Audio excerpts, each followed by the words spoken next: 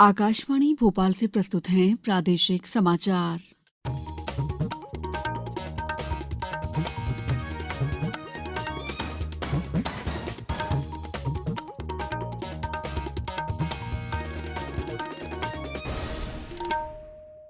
नमस्कार, समाचारों के साथ मैं दीपा सिंह।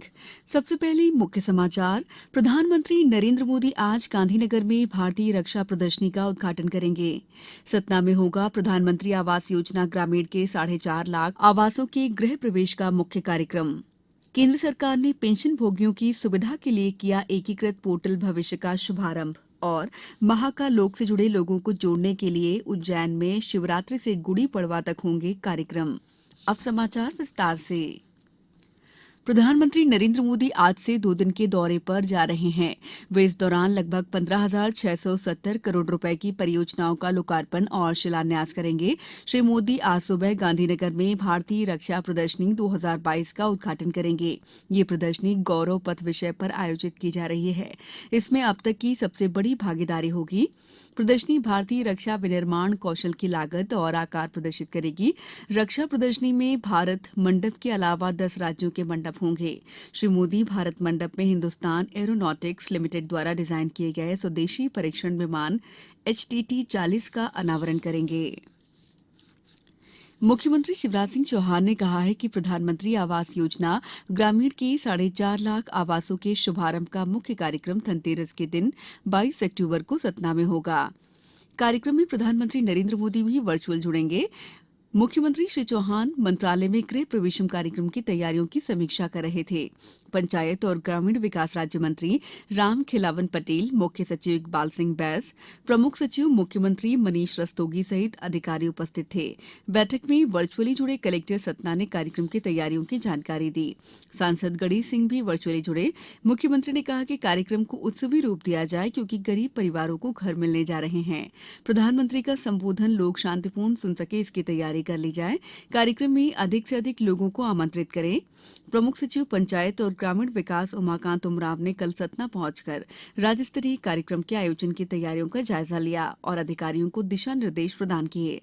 सतना जिले में 23,000 से अधिक हितग्राही परिवारों का गृह प्रवेश होगा। केंद्रीय मंत्रिमंडल ने वर्ष 2023-24 विपणन मौसम के लिए सभी रबी फसलों का सरकारी खरीद मूल्य यानी न्यूनतम समर्थन मूल्य बढ़ाने की मंजूरी दी है। मसूर का न्यूनतम समर्थन मूल्य 500 रुपए प्रति क्विंटल बढ़ाया गया है, जो अब तक की सबसे अधिक बढ़ोतरी है। गेहूं के सरकारी खरीद मूल्य में 110 रुपए प्रति क्विंटल और जौ के न्यूनतम समर्थन मूल्य में 100 रुपए की बढ़ोतरी की गई है। रेपसीड और सरसों के न्यूनतम समर्थन मूल्य में 400 रुपए प्रति क्विंटल, चने के न्यूनतम समर्थन मूल्य में 105 रुपए प्रति क्विंटल और कुसुम के न्यूनतम समर्थन मूल्य में 209 रुपए प्रति क्विंटल की वृद्धि की गई है। लाडली लक्ष्मी योजना 2.0 का शुभारंभ के लिए राज्य स्तरीय कार्यक्रम 2 नवंबर को भोपाल में होगा। इसमें प्रदेश की सभी लाडली लक्ष्मियों और 52 लाडली लक्ष्मी पथ के अतिथियों को भी वर्चुअली जोड़ा जाएगा। मुख्यमंत्री शिवराज सिंह चौहान ने योजना के लॉन्चिंग कार्यक्रम की तैयारी की समीक्षा करते हुए बताया कि कार्यक्रम में लाडली लक्ष्मी योजना की यात्रा, वीडियो फिल्म और 17 साल 43 लाख लाडली लक्ष्मी पुस्तिका का विमोचन भी किया जाएगा। महाविद्यालयों में प्रवेश लेने वाली बालिकाओं को प्रोत्साहन राशि का भी वितरण होगा। कार्यक्रम में लगभग 1500 बालिकाओं और 600 अभिभावकों को आमंत्रित किया जाएगा। सरकार ने वर्ष 2022-23 के लिए राष्ट्रीय साधन सहयोगिता छात्रवृत्ति योजना NMC और MSS के लिए आवेदन जमा करने की अंतिम तिथि बढ़ाकर 31 अक्टूबर कर दी है। इस योजना के अंतर्गत आर्थिक रूप से कमजोर वर्ग के प्रतिभाशाली छात्रों को 8वीं कक्षा में स्कूल छोड़ने से रोकने और उन्हें माध्यमिक स्तर पर अपनी शिक्षा जारी रखने को प्रोत्साहित करने के लिए छात्रवृत्ति प्रदान की जाती है। छात्रवृत्ति की राशि 12,000 रुपए प्रति वर्ष है। समाचारों में वक्त है ब्रेक का। ये समाचार आप आकाशवाणी भोपाल से सुन रहे हैं। हमारे समाचारों को अब आप कभी भी और कहीं भी अपनी सुविधा के अनुसार सुन सकते हैं। ये समाचार बुलेटिन YouTube, ट्विटर और फेसबुक पर AIR न्यूज भोपाल पेज पर सुने जा सकते हैं। इसके अलावा आप हमारी वेबसाइट newsonair.nic.in पर या फिर AIR न्यूज ऐप पर भी समाचार सुन सकते हैं। ब्रेक के बाद समाचारों में आपका एक बार फिर स्वागत है। केंद्रीय कार्मिक लोक शिकायत और पेंशन राज्य मंत्री डॉक्टर जितेंद्र सिंह ने केंद्र सरकार के पेंशन भोगियों की सुगमता के लिए एकीकृत पोर्टल भविष्य का शुभारंभ किया। ये पोर्टल पेंशन भोगियों की सभी आवश्यकताओं का समाधान करेगा। उन्होंने बताया कि पेंशन भुगतान और इसकी जानकारी देने के लिए तैयार पोर्टल भविष्य का एसबीआई के पेंशन सेवा पोर्टल के साथ एकीकरण किया जा रहा है। इससे पेंशन भोगियों को सभी सूचनाएं और सेवाएं एक ही स्थान पर प्राप्त करने में मदद मिलेगी।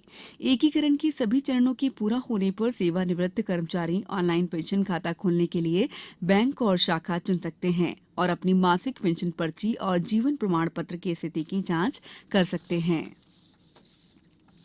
श्री महाकाल लोक का और अधिक प्रचार प्रसार करने और इसे देश विदेश में आम जन तक पहुंचाने के लिए अब उज्जैन में शिवरात्रि से गुड़ी पड़वा तक कार्यक्रम किए जाएंगे। मुख्यमंत्री शिवराज सिंह चौहान ने कहा है कि श्री महाकाल लोक के विषय में लोग अधिक से अधिक जाने, इसके लिए वे स्वयं देश के प्रमुख लोगों को इसके दर्शन के लिए पत्र और महाकाल का प्रसाद भी भेजेंगे।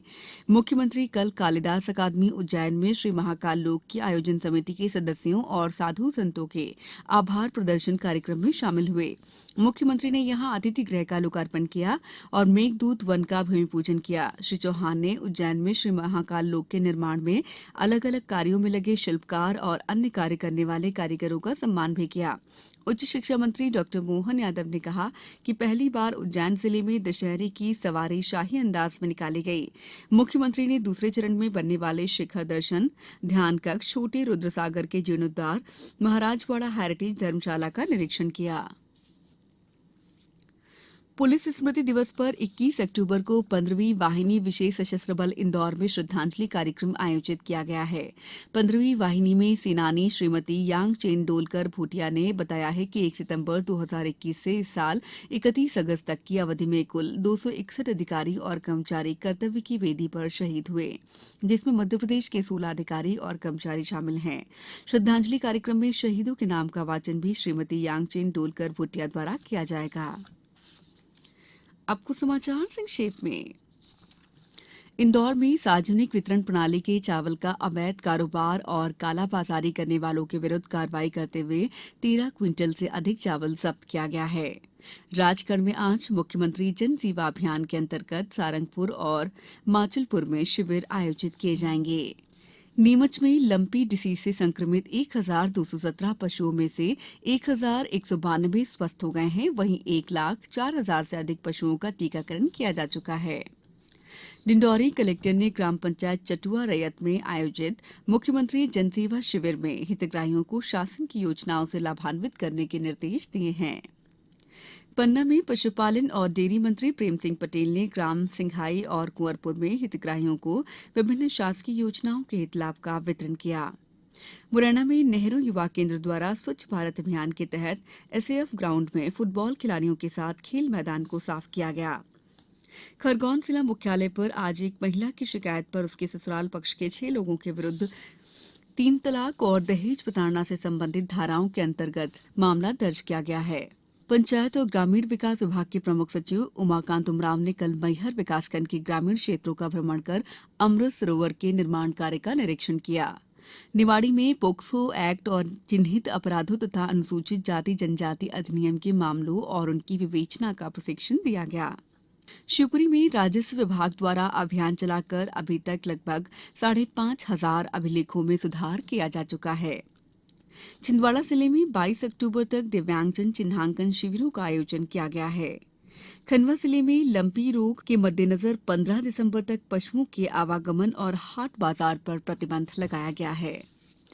इस बुलेटिन में इतना ही। दीजिए इजाजत। नमस्कार।